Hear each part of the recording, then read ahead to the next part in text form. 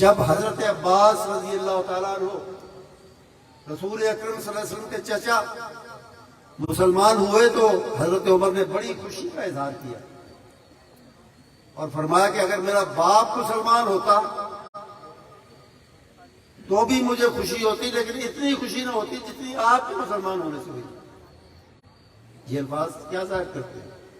آپ کی اہل بیت سے محبت اور تعلق اور ان کی عظمت کا اعتراف۔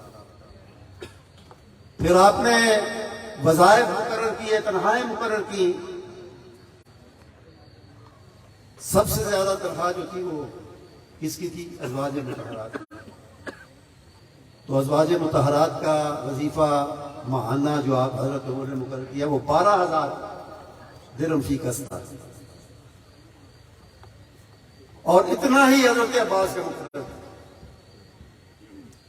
یہ ان کا احترام تھا، یہ ان سے محبت تھی۔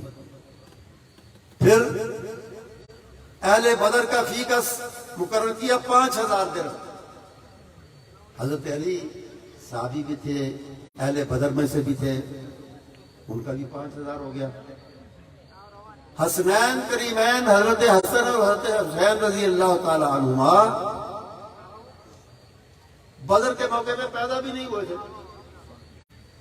لیکن ان کا بھی 5,000 فی کس مقرر ہوا۔ یہ کیوں ہوا؟